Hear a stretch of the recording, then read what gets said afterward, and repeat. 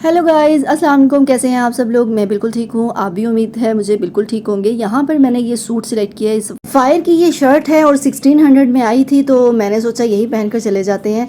तो हस्बैंड मेरे 4 दिन का उनका ट्रिप है मेरी नंदों के साथ। मेरी 2 नंदों की फैमिलीज जा रही हैं नारायण का खान, तो इन्होंने सोचा कि क्यों ना मैं भी साथ घूम फिर आऊँ।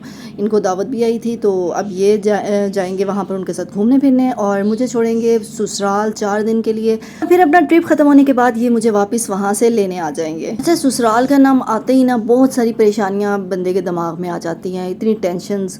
अच्छा, फ़लाँ टाइम पे फ़लाँ बात हुई थी, फ़लाँ हुई थी, बहुत सारी सोचें आने लग जाती है ना हर बंदे की। मतलब अपने किसी की शोहरों से रिलेटेड आ जाती होगी, तो इसी चीज़ को ओवर थिंकिंग कहते हैं, जिसे हम ज़्यादा सोचना कहते हैं कि हर वक्त उन्हीं परेशानियों के बारे में सोचते रहना। रात को बेड पे सोते वक्त बेड पे सोचें आती होंगी, या किचन में खाना बनाते हुए, या फिर नमाज पढ़ते हुए सोचें आती होंगी। और इन सोचों में कब आपके 3-4 घंटे निकल जाते होंगे आपको खुद को भी अंदाज़ा नहीं होता होगा। हर वक्त दिमाग में कोई प्लानिंग चलती रहती होगी, या फिर मैं तब ये कर लेती तो अब ये ना होता, या तब मैं ये कह देता, या मेरे अपने शोहर के बारे इंतखाब ही सही नहीं था तभी फैसला कर लेती तो आज ये ना होता। ये थॉट्स बिल्कुल ऐसे ही आते होंगे जैसे एक दरख्त से लातादाद टहनियाँ निकाल कर कहीं की कहीं फैल जाती हैं। आपके दिमाग की सोचें भी ऐसे ही आगे की आगे बढ़ती रहती होंगी और आपको वक्त गुजरने का अंदाजा ही नहीं होता होगा। अच्छा, अब हमें ऐसे लगता है कि हमें ओवर थिंकिंग होती है, असल में हम ओवर थिंकिंग करते हैं। ओवर थिंकिंग की जाती है, होती नहीं है। सुने, एक बच्चे से अगर आप पूछें कि क्या आप ओवर थिंकिंग करते हैं, तो वो आपसे कहेगा कि वो क्या होती है, क्योंकि उन्हें पता ही नहीं होता ओवर थिंकिंग करते कैसे हैं। लेकिन जैसे जैसे हम बड़े होते जाते हैं, हम गलत सही, परफेक्ट इम्परफेक्ट, अच्छा बुरा, या मैं अच्छा हूँ या नहीं हूँ, दुनिया वालों के लिए क्या सही है और क्या गलत है, सक्सेस फेलियर, अच्छी लाइफ बुरी लाइफ, ऐसी ऐसी हज़ारों बातें हमें पता चलना शुरू हो जाती हैं, जो कि अच्छी बात भी है। हम इन सब चीज़ों में इतना ज़्यादा फंसते चले जाते हैं कि हमारे सोचने का अंदाज ही बदल जाता है, और हर वक्त अपनी बातों और सोचों को इन सब से एनालाइज करते रहते हैं और अपने ऊपर इन सब को हावी भी कर लेते हैं। तो इससे साबित होता है कि ये सिर्फ एक हैबिट है, ठीक है ना। आपने ज़्यादा अपने ससुराल की बातों को अपने जहन पे सवार नहीं करना, या अपने शोहर की बातों को, या किसी की भी रिश्तेदार की बातें, जो परेशानियां आपको हर वक्त सताती रहती हैं, आपको पता ही नहीं चलता नमाज पढ़ रहे हैं या कहीं भी हैं, आपको वो सोचें आना शुरू हो जाती हैं ऑटोमेटिकली। तो इससे साबित होता है कि ये सिर्फ एक हैबिट है जो वक्त के साथ हमने अपना ली है। लेकिन अच्छी बात यहाँ ये है कि हम इससे अवेयर हैं कि हमें ऐसी सोचों का आना गलत है, इसलिए हमारे लिए आसान है कि हम इस आदत को ख़त्म भी कर सकते हैं। देखें, सोचना गलत बात नहीं है। हमसे पहले जितने भी साइंटिस्ट थे वो ज़्यादा ही सोचते थे ना, कम तो नहीं सोचते थे। It's a normal. हाँ, गलत सोचना प्रॉब्लम है। यहाँ मैं आपको बहुत आसान लफ्ज़ों में बिलीव्स और रियलिटी के बारे में बताऊंगी, गौर से सुनिएगा मेरी बात। जो भी हमारे बिलीव्स के ऊपर बेस्ड है वो हमारी पर्सनल ओपिनियन है, वो रॉन्ग थिंकिंग है, और जो भी सोच रियलिटी पे बेस है वो राइट थिंकिंग है। लाइक मेरा बिलीफ है कि मैं अच्छा खाना नहीं बनाती हूँ क्योंकि मेरे हस्बैंड को पसंद नहीं आता। मैं अच्छी बीवी नहीं हूँ या अच्छी बहू नहीं हूँ क्योंकि मुझे शौहर से या ससुराल से वैसी वाइब्स नहीं आती हैं। ये सब आपके बिलीव्स हैं जिन्हें आपने अपने तरीके से परसीव किया है, और जो रियलिटी है वहाँ किसी बिलीफ की जरूरत नहीं है, वो रियलिटी ही है। जैसे आपको कोई शक है कि जमीन गोल नहीं है, नहीं है कोई शक, नहीं है ना, तो ये रियलिटी है। तो रियलिटी में बिलीफ की कोई जगह नहीं है, यानी आपको रियलिटी की बेस पर कुछ भी कह दिया गया है और आपने उसे मान लिया है। हम में 99% लोग बिलीव्स पे ही सोचते हैं, रियलिटी बेस्ड नहीं सोचते। तो रियलिटी बेस्ड जब हम बातों को परखते हैं तो हमारा माइंड क्लियर हो जाता है, क्योंकि हम देख सकते हैं, समझ सकते हैं, हमें कंफ्यूजन नहीं होती माइंड में, कन्फ्लिक्ट या उलझने नहीं आती माइंड में। तो हमने जो भी सोचना है या करना है रियलिटी की बेस्ड पर बिलीव रॉन्ग हो सकते हैं, क्योंकि वो हमारे पर्सनल होते हैं। देखें, अगर सोचें अगर हमारे कंट्रोल से बाहर हो जाएं तो मसला करती हैं। असल में हमारे दिमाग में सोचने का जो अमल है ना, वो एक इलेक्ट्रिकल अमल है। हमारे दिमाग में बहुत सारे न्यूरॉन्स हैं, उनमें एक करंट दौड़ता है, और वो जो करंट होता है ना, वो एक न्यूरॉन दूसरे न्यूरॉन को करंट देता है, और वो फिर तीसरे न्यूरॉन को देता है, और वो आगे चौथे न्यूरॉन को देता है।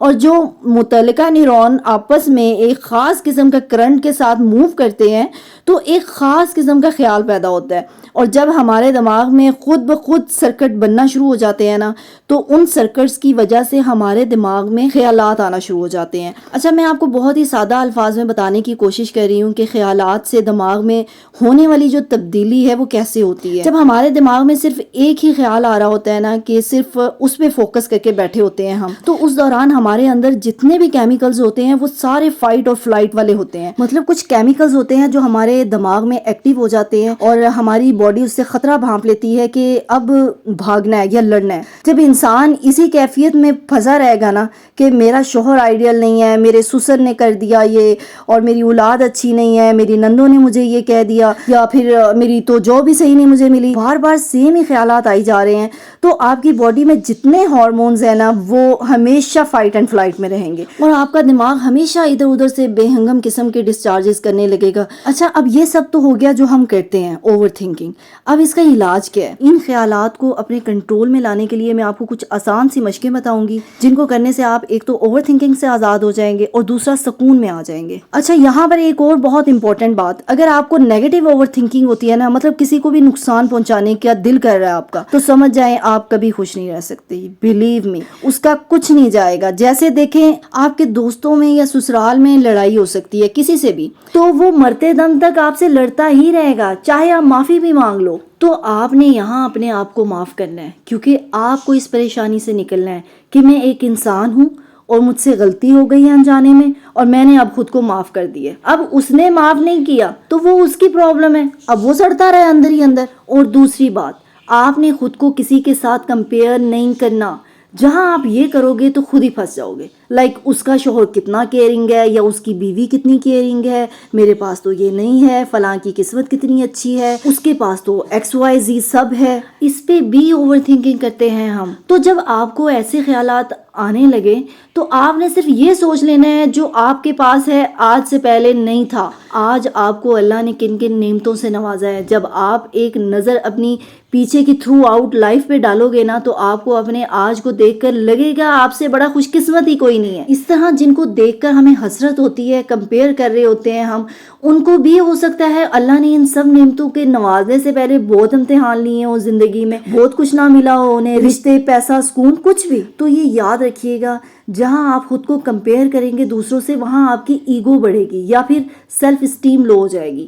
تو نہ خود کو کسی سے کم سمجھنا ہے نہ زیادہ.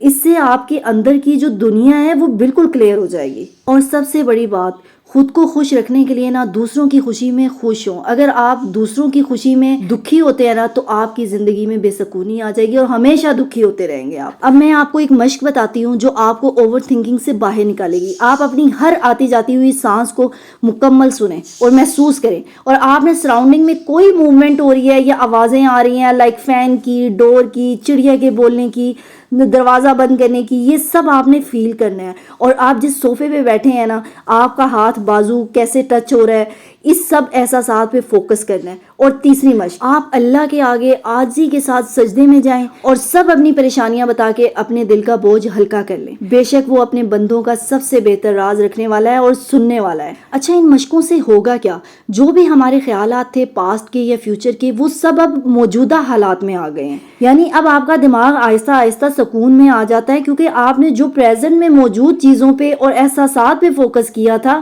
ان کی وجہ سے آپ فیوچر یا پاسٹ کی پریشانیوں سے واپس آ جاتے ہیں پریزنٹ میں, کیونکہ آپ کے اندر کی جتنی انرجیز ہوتی ہیں ان کا پیٹرن ہی چینج ہو جاتا ہے. لہٰذا اس پوری ویڈیو کا خلاصہ یہ ہے کہ آپ کے جو ہی خیالات کنٹرول سے باہر ہونے لگیں تو آپ اپنے مائنڈ کو ماضی یا مستقبل کی سوچوں سے نکال کر موجودہ حالات میں لے آئیں جس میں آپ ابھی بیٹھے ہوئے ہیں. اس طرح پریزنٹ کے نئے خیالات جو آپ لانا چاہتے ہیں انہی خیالات میں چلے جائیں گے. یہاں پر یہ میرا پورا آؤٹ لک ہے, دیکھیں کتنی خوبصورت لگ رہی ہے شرٹ ملٹی کلرز میں. تو یہاں پر ہم جا رہے ہیں اپنے سسرال, راستے میں ہیں, بس پہنچنے ہی والے ہیں. اور پھر جاتے ہی ہم نے کھانا وانا کھایا, اور کھانا وانا کھانے کے بعد میں نے اپنے شوہر کو ناران کاغان کے لیے خیر خیریت سے روانہ کیا. یہاں پر آپ یہ سوچ رہے ہوں گے کہ یہ کیوں نہیں گئی, اپنی گاڑی پہ بھی تو جا سکتی تھی. تو ہم اپنی گاڑی پہ اس لیے نہیں گئے یار, بچوں کو الٹیاں شلٹیاں بہت لگتی ہے, بچے سامنا بہت مشکل ہو جاتا ہے, تو میرا گھومنا تو کم, ایسی کی تیسی زیادہ پھر جاتی ہے.